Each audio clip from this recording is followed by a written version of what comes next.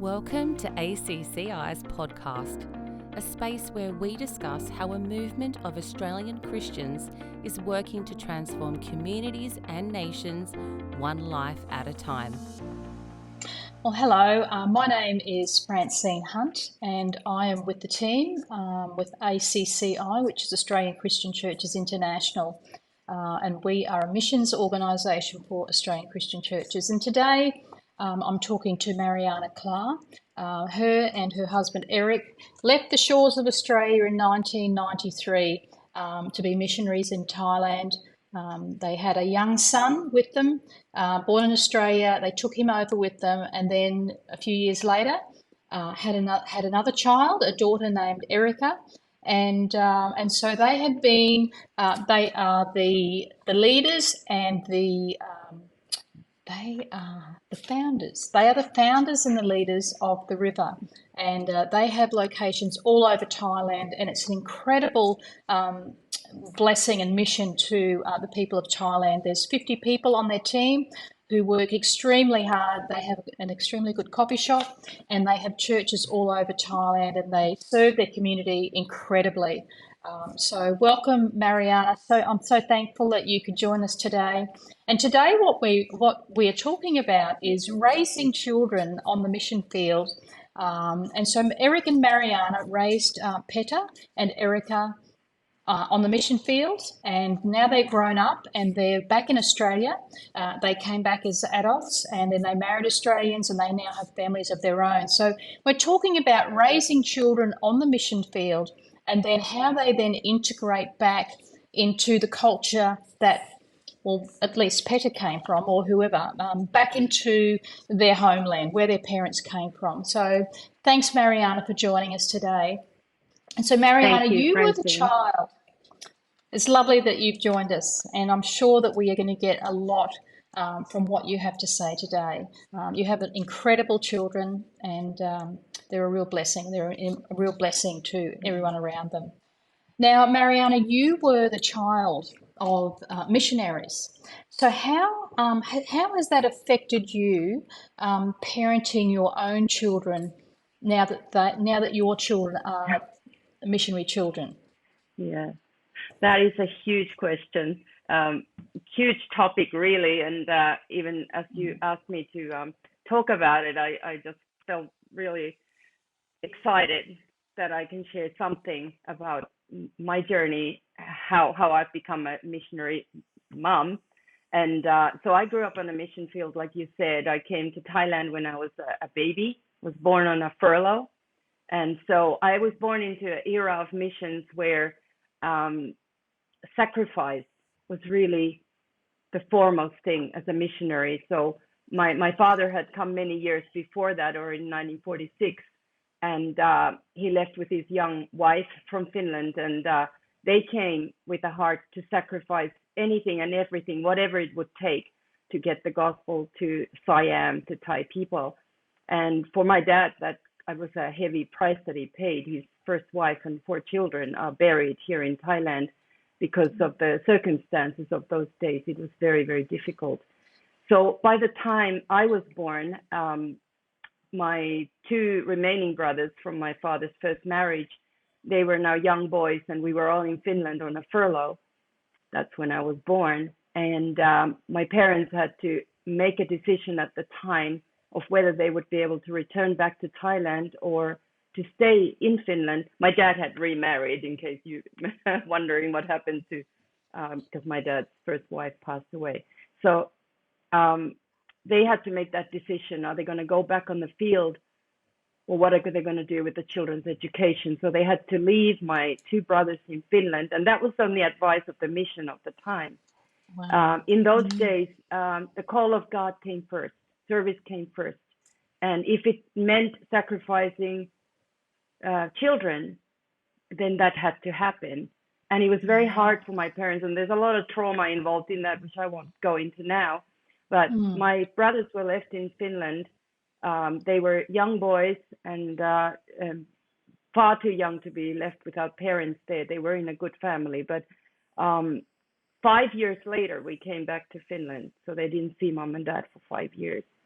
And so I grew up in that era where there was already some education available for me and my brother. I was put into a boarding school, and somebody funded my brother's education in Bangkok in an international school, only for a short time. We skipped from school to school and system to system. And I don't want to go any further into that other than to say that coming from that kind of background, I had my thoughts about what mission service would be like. And as an adult, young adult, I actually resisted becoming a missionary for many years. Yeah, Not because I was bitter about my past. It wasn't that, but I felt like, hey, you know, I've given enough sacrifice for missions, and I want to be a normal person living in Australia.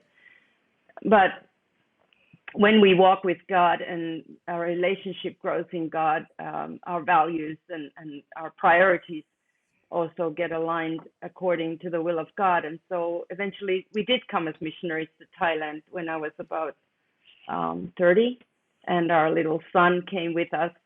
And even at that time, the education situation was complicated. And so we had to put our son in a boarding school. So he lived in a small boarding school that I had also been a founding pupil of a long time before that. And that was a huge pain for me to experience again the separation. First, I had experienced the separation as a missionary child from parents, and now I was a missionary mom, and the same thing was happening again. And it was really, really painful for me. But one thing that I want to say already at the outset, you can't compare. Each life is different, and the circumstances are different. And although our son ended up in a boarding situation, I would say it was a whole lot less harmful for him than it was for me, because of the communication that was available. Technology had progressed so much from that time, and we were able to see our son often and provide a lot more for him than my parents were able to. And now I realize I've gone on a big tangent, and I'm trying to come back to remember what the question was. Well, the question Francine, was, do you remember? I remember what the question What did I was. learn Has from? there been something that has helped you Yeah. as the child of missionaries to then parent your own child on the field? Yes. Okay. Coming back to that. And then, of course, our daughter by the time our daughter was born, she's 10 and a half years younger than her brother. So by that time, we were actually able to move into a city, and she was able to live at home and go to a school close to us, an international school, while we were able to continue. So Petra and Erika have vastly different experiences as a missionary kid. Right. But if you would interview each one of them, you would discover that they actually had a very positive experience in Thailand. Right. And because they both love Thailand to this day. Really, for me to put my child in a boarding school is mind-blowing. But I know, you know, that's what some people have to do. Yeah. Yeah. And I would say on that point that because of my upbringing, that sacrifice is very much part of the calling. I think it gave me that ability or capacity to make that decision, although it was killing me at the time. And to be honest, I wouldn't do it again. If I was so glad that with Erika, it was not required. And did we do the right thing with our son? By the grace of God, I can say that he didn't get harmed to the level that perhaps my generation kids got harmed. Right. But I am so glad that now we have come so far in missions and in the provision that we have, that maybe we don't need to make that level of sacrifice anymore anyway. Because when we left from Australia over 30 years ago, we were told at the time that when we go as missionaries, never forget that it is a faith mission. And we grew up with that mindset with Erik. And we still walk by faith to this day. It is still a faith mission. Yeah. But now there is so much more understanding, and also so much literature and even academic literature has been provided about what happened to MKs of the previous generations, and things that I think missions, and particularly I would say ACCI, is extremely wise in the way the mission helps the parents to navigate and make good decisions. And so I've got, like I said, sorry. yeah, no, go on. Yeah. Are there resources that can help you on your parenting journey as a missionary? And if there are, what would be some resources that you would Yeah. suggest? So again, coming from a background where resources, my parents had nothing really except books, and they taught us to read a lot. So we had boxes of books sent from Finland at the time to Thailand. Just my parents wanted us kids to read a lot. They read a lot themselves. They kept a lot of contact with the international side of things through, writing letters and writing articles and bringing in articles for us to read. From to our son's time, where in the boarding school they were provided with a lot of literature, and we encouraged our daughter to read a lot too. To this day and age now, when we can access internet and find just about every resource we want. But personally for us, I think apart from, and most importantly, the Word of God as a resource has been to be able to have conversations with people. Also, like I've been able to process what I've gone through in my life and learn from that. That's become a resource for me in parenting my kids, and maybe not make some of the same mistakes as my parents did. And also mission, in the mission world, there's now a lot more available, like MK camps and different activities for MKs to connect with each other. So now there is a lot of resource that is accessible. Yeah. Okay. So you mentioned important lessons just a minute ago. What important lesson have you learnt as a parent on the field? Okay. For me personally, and something that we have agreed with Erik, my husband, is that the parents, and this might go against the grain of some people, parents are called as missionaries to serve God, just like pastors at home, parents are called into ministry. It doesn't automatically mean the children are called to become missionaries and to become ministry people. And that is from my own background. I've learned to appreciate the fact that we bring children to the field, and some of them are even born here on the field, like our daughter is, but they don't become missionaries. The parents are. And therefore, it is important that as a parent, we provide the child as normal a life as possible and make sure that our child gets adequate, good education, and importantly, keep them connected to their home country. And that was something that we did with our kids. We made sure that they were able to connect with things that were happening in Australia.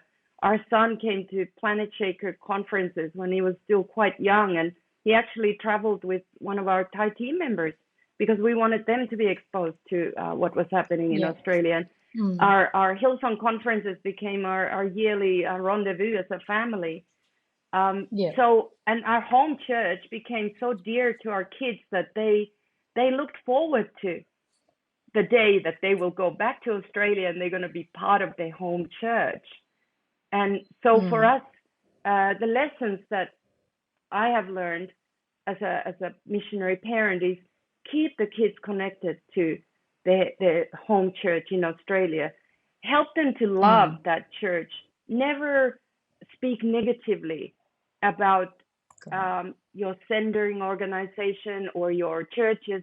We taught our kids from young, our mission and our church, they owe us nothing. We're not here, complaining about something that the home or the mission isn't doing for us.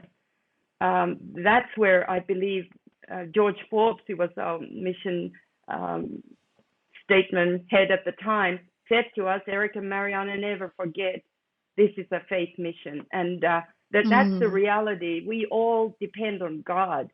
We don't put that kind of an attitude out to our kids that, oh, the mission hasn't done this or that for us, or we don't have enough, we are lacking. Never talk about lack to your children. Be honest about the realities, but don't make them think that poor us here, we're missing out on so much because we're serving God here, because we're not missing out on anything. And I think it's the attitude. Be generous. Learn to be generous. Let your children see the generosity in your life, whether you are visiting home in your home country. Be generous there as you are generous here on the field. And the kids can get a very positive outlook Brilliant. about so attitude God. Counts. Yeah, attitude 100%. counts. 100%. Brilliant. Yeah. Brilliant. So a few years ago, Peter and Erika, eventually they moved back to Australia as adults, or maybe young adults. I'm not sure how old they were. What was that like for them, and was there any preparation to make that transition easier for them? Yeah. So that already goes back to what I said before, that we kept them very much connected to the church in Australia, and even the events that were happening, the big events, as I mentioned before, that they were able to be engaged in those things. And so for our son, it was a very unusual journey because he got baptized when he was 15.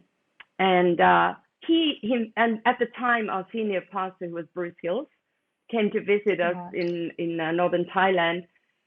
And our son asked that, I've been baptized now, Pastor, can I become a member of the church? At the time, we had membership. I don't know how the membership works in Australia in churches now, but at the time it was like your name would be put on the list and you're a member. So he asked Bruce Hills that, and Pastor Bruce said, yeah, of course we can do that for you, Peter. And so when he went back home to Garden City, our son actually was signed in as a member of that church. He was still very much part of what was happening in Thailand and involved with the Thai work here too. But at the same time, he thought, when I graduate from high school, I'm going to go home to my church. And so when he came back to Brisbane, again, okay, we could say poor Peter, but we had to come back to Thailand. We had to leave him in Australia, and he ended up living with some church people. And the only relative he had in Brisbane was my old elderly mom. And so he started volunteering at church straight away. And I remember a phone call with him. I was trying not to cry at this end, feeling really, really in pain about our son being so far away. And I said that, son, what's your favorite part of the week? And he said, oh, Mom, that's easy. It's church. That's my favorite part. And he would spend most of his free time at church, volunteering and doing stuff there. And that has not changed in his life. He's still very much serving in the church. For Erika, the same thing. When she came back to Australia, she already knew lots of people in the church. And to this, I want to add something really important, is that those teams that visited us in Thailand, that came more than one, came many times over the years, they became friends of our kids. And so when they went back to Australia, they knew people in church already. And so some of those people are now aged people, but they're still looking out for our kids there.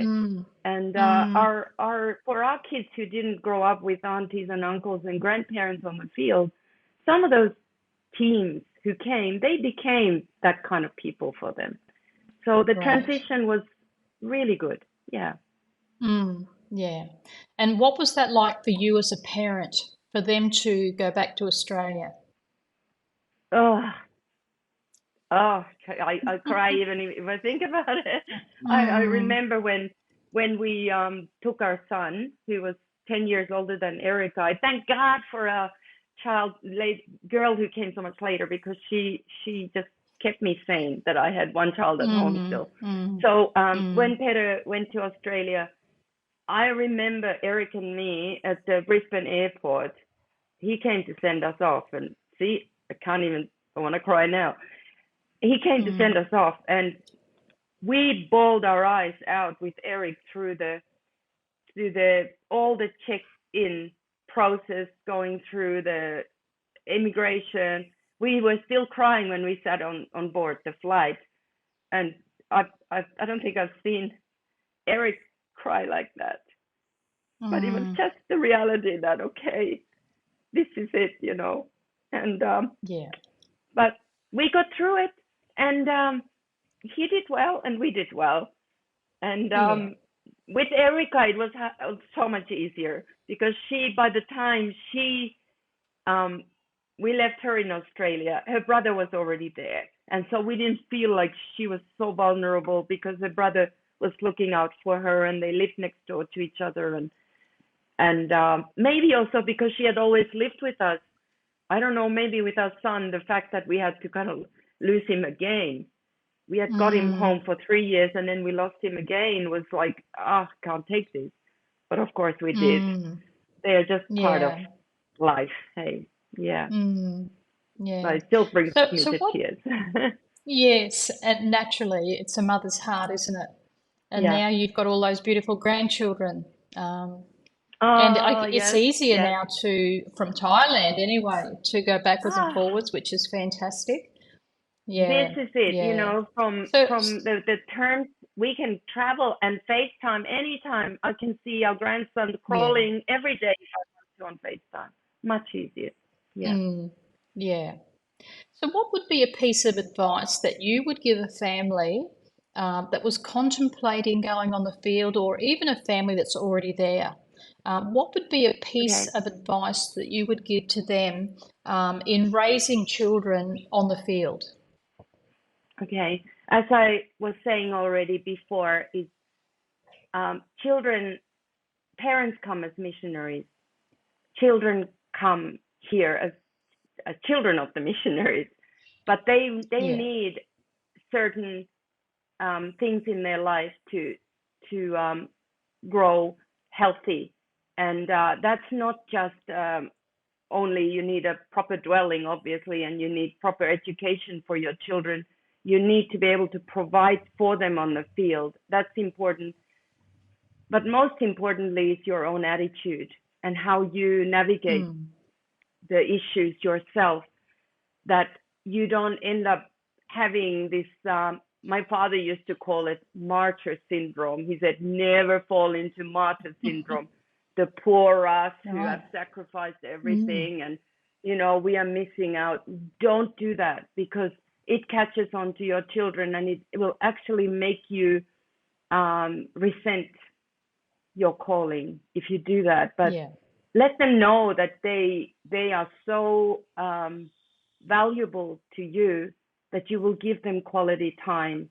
And we might not be able to give quantity time. Maybe if your children are living with you, you can do that for a season, but sometimes that quantity can actually not be quality, because you get frustrated in all of that. But give them good memories. From my parents' time already, they knew how to create good moments.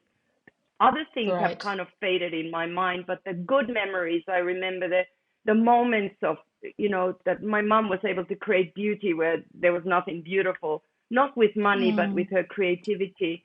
And she always created moments. And I think that's been important for us. Create moments for your children that they will remember. And sometimes those moments can be nothing more than, for our son, it used to be he'd come home from school after he moved home for 3 years. He'd light a candle on the kitchen table. And that was a cue for me, Mom, come and sit down. We're gonna sit together. And he did that. Beautiful. He would always, because he knew that if we light the candle, that's the moment we're gonna sit down, we're gonna drink coffee, and we're gonna chat. Brilliant. And Excellent. So create moments, and that's not money. It doesn't have to cost you anything.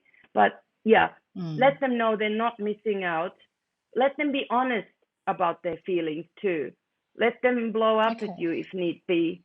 Also, allow yourself to be honest with them and learn to say sorry when you fail, because that kind of transparency will pay dividends for the rest of your relationship with your life, for the rest of their lives, when you are transparent. But yeah, be positive. The mission doesn't owe you. Nobody owes you anything. You owe your whole life to God, and if you live in that Brilliant. positive, and don't compare Thai people or your mission field people to your own country people. It's different cultures. There's no such thing as them and us. And yeah, there's so much advice. There could be a book written about it. That's wonderful. So thank you so much, Mariaana. I really appreciate that, and I'm sure many will get a lot out of what you've said today. You've got amazing children. One thing, I don't know whether you knew this, but I was actually in uni with Petter when he first came back to Australia. He was in one of my classes. Really? I Wow. remember, you know, they would talk to Petter, and I knew he was the son of missionaries, but I didn't know who. And then I was quite surprised it was you guys down the track. So Yeah. it's a small world. Yeah. Yeah, So thank you small so much world, for joining indeed. me today. I appreciate Thank you. all that you've said, and I'm sure many will get a lot out of it. So thank you very much. Wow. And Thank you so much.